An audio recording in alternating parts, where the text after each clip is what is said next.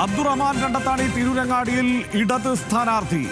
ഏറ്റവും പ്രധാനപ്പെട്ട വാർത്ത, ഇപ്പോൾ വരുന്ന വാർത്ത, അബ്ദുറഹ്മാൻ കണ്ടത്താണി തിരൂരങ്ങാടിയിൽ ഇടത് സ്ഥാനാർത്ഥിയാകും. ലീഗിന്റെ സ്ഥാനാർത്ഥി പട്ടികയിൽ പ്രതിഷേധിച്ചുകൊണ്ട് ഇന്നലെ തന്നെ അബ്ദുറഹ്മാൻ കണ്ടത്താണി രംഗത്ത് വന്നിരുന്നു. ഇന്ന് പുലർച്ചെ 4:30 അദ്ദേഹം ആ കാര്യത്തിലുള്ള പരസ്യ പ്രതിഷേധം രൂക്ഷമായി തന്നെ രേഖപ്പെടുത്തുകയും ചെയ്തിരുന്നു. അദ്ദേഹം തിരൂരങ്ങാടിയിൽ മത്സരിക്കും. തിരൂരങ്ങാടിയിലെ സ്ഥാനാർത്ഥി നിർണയത്തെയാണ് അദ്ദേഹം ഏറ്റവും ശക്തമായി എതിർത്തത്.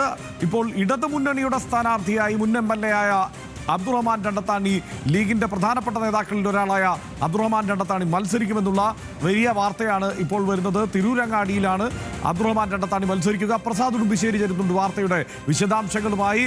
പ്രസാദ്, ഇക്കാര്യത്തിൽ അബ്ദുറഹ്മാൻ കണ്ടത്താണിയുടെ തീരുമാനവും ഇടതുമുന്നണിയുടെ തീരുമാനവും, ഈ രണ്ട് തീരുമാനവും ഒരുമിച്ച് വരുന്ന ഒരു സ്ഥിതിയിലേക്ക് കാര്യങ്ങൾ എത്തിയിരിക്കുന്നു അല്ലേ?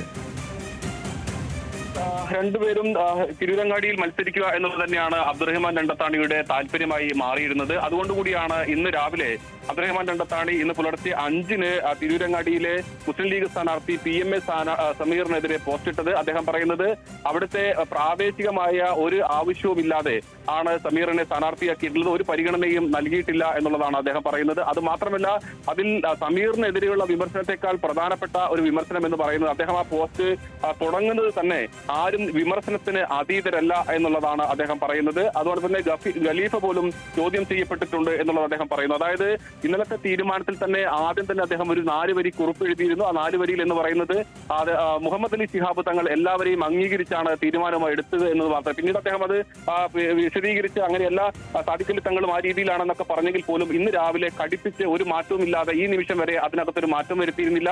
ഈ അബ്ദുറഹ്മാൻ കണ്ടത്താണിയുടെ നിലപാട് അറിഞ്ഞതിന് ശേഷമാണ് CPM-ഉം CPI-യും എല്ലാം തന്നെ അദ്ദേഹത്തെ സമീപിക്കുകയും അബ്ദുറഹ്മാൻ കണ്ടത്താണിക്കും മത്സരിക്കാൻ താല്പര്യമുണ്ടെന്ന് അറിയിക്കുകയും ഒക്കെ ചെയ്തിട്ടുള്ളത്. ഇവിടെ എടുത്തു പറയേണ്ട ഒരു സാധ്യത എന്ന് പറയുന്നത്, കഴിഞ്ഞ തെരഞ്ഞെടുപ്പിൽ 10,000-ൽ താഴെ വോട്ടിന്റെ ഭൂരിപക്ഷത്തിന് മാത്രമാണ് അവിടെ മുസ്ലിം ലീഗ് വിജയിച്ചിട്ടുള്ളത്. അതുകൊണ്ട് തന്നെ ഇത്തവണ അബ്ദുറഹ്മാൻ കണ്ടത്താണി സ്ഥാനാർത്ഥിയായി കഴിഞ്ഞാൽ ഇടതുപക്ഷത്തിന് ഒരു വലിയ സാധ്യത കൂടി ഇടതുപക്ഷം കാണുന്നുണ്ട്. മുസ്ലിം ലീഗിലെ അസംതൃപ്തരായിട്ടുള്ള ഒരു വലിയ വിഭാഗം, സമീറിനെതിരെയുള്ള വിമർശനം എന്ന് പറയുന്നത്, അവിടെ അദ്ദേഹം ചന്ദ്രിക പത്രത്തിന്റെ ഫിനാൻസ് ഡയറക്ടറാണ്, അതോടൊപ്പം തന്നെ ലീഗിന്റെ സെക്രട്ടേറിയറ്റ് അംഗമാണ്. അദ്ദേഹത്തെ ഈ പാർട്ടി കൂടുതൽ പരിഗണന, മറ്റുള്ളവരെക്കാൾ കൂടുതൽ പരിഗണന നൽകുന്നു എന്നൊരു പരാതി പാർട്ടിക്കകത്തുണ്ട്. അത് മാത്രമല്ല, ഹൈദരലി ശിഹാബ് തങ്ങളെ അതിൽ ഈ ED ചന്ദ്രികയുടെ സാമ്പത്തിക ഇടപാടുമായി ബന്ധപ്പെട്ടുകൊണ്ട് ED ചോദ്യം ചെയ്യേണ്ടുന്ന ഒരു സാഹചര്യം ഉണ്ടാക്കിയത് സമീറാണ് എന്നൊരു വിമർശനം പാർട്ടിക്കകത്തുണ്ട്. അതൊരു വൈകാരിക പ്രശ്നമാണ്.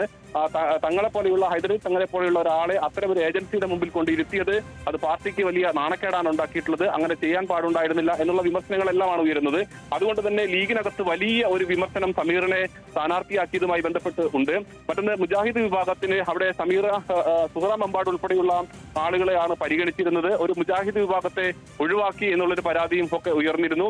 അപ്പോൾ എല്ലാ സാഹചര്യങ്ങളും കൂടി പരിഗണിച്ചെടുത്തു കൊടുക്കുമ്പോൾ അബ്ദുറഹ്മാൻ കണ്ടത്താണി സ്ഥാനാർത്ഥിയായി കഴിഞ്ഞാൽ അതൊരു നേട്ടമുണ്ടാക്കാൻ കഴിയുമെന്നൊരു പ്രതീക്ഷ CPM-നുണ്ട്, CPI-ക്കുണ്ട്. അവിടെ തിരുവങ്ങാടി എന്ന് പറയുന്നത് CPI-യുടെ സീറ്റാണ്. അജിത് കൊള്ളാടിയെ സ്ഥാനാർത്ഥിയായി പ്രഖ്യാപിച്ചു കഴിഞ്ഞിരുന്നു.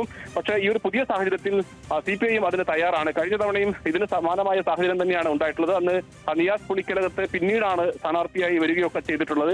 അതേ സാഹചര്യം തന്നെ ഇപ്പോഴുണ്ടാകുന്നു. ഒരു വലിയ മാറ്റം മലപ്പുറം ജില്ലയിൽ ഒരു വലിയ വിസ്മയം, ഒരു ഇടതുപക്ഷത്തിന്റെ വിസ്മയം വേണമെങ്കിൽ നമുക്ക് പറയാൻ കഴിയും.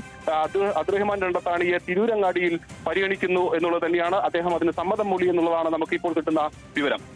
റൈറ്റ്. അതോടൊപ്പം തന്നെ മന്ത്രി അബ്ദുറഹ്മാൻ അദ്ദേഹം താനൂരിൽ നിന്ന് തിരൂരിലേക്ക് മാറുന്നു എന്ന വാർത്ത കൂടിയുണ്ടല്ലോ. ഈ ആലോചനയിൽ നേരത്തെ 2 ദിവസം അദ്ദേഹം തെരഞ്ഞെടുപ്പ് പ്രചാരണത്തിന് ഇറങ്ങിയിരുന്നില്ല. സ്ഥാനാർത്ഥി പ്രഖ്യാപനത്തിന് ശേഷം അദ്ദേഹത്തിന്റെ താല്പര്യം തിരൂരിലേക്ക് പോകാനായിരുന്നു. ആ പരാതിയും ഇപ്പോൾ പരിഹരിച്ചോ? ഹസൻ അതിനകത്ത് ഏറെക്കുറെ തീരുമാനിച്ചിട്ടുണ്ട്. ഇന്നിപ്പോ മലപ്പുറം ജില്ലാ സെക്രട്ടേറിയറ്റ് ഉണ്ടായിരുന്നു. A വിജയരാഘവൻ ഉൾപ്പെടെയുള്ള നേതാക്കൾ അതിനകത്ത് പങ്കെടുക്കുകയും ചെയ്തിട്ടുണ്ട്. അബ്ദുറഹ്മാന്റെ താല്പര്യം പരിഗണിച്ചുകൊണ്ട് തന്നെ അദ്ദേഹത്തെ തിരൂരിലേക്ക് മാറ്റാം എന്നുള്ള ആലോചനയാണ്. പക്ഷെ അതിന് സംസ്ഥാന നേതൃത്വത്തിന്റെ കൂടി അംഗീകാരം വേണ്ടതുണ്ട്.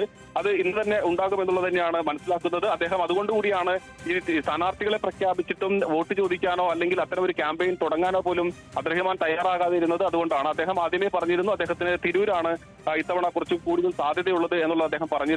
അതുകൊണ്ട് അത് കണക്കിലെടുത്തുകൊണ്ട് അദ്ദേഹത്തെ തിരൂരിലേക്ക് മാറ്റാനുള്ള കാര്യത്തിലും ഏറെക്കുറെ ധാരണയായി കഴിഞ്ഞിട്ടുണ്ട്.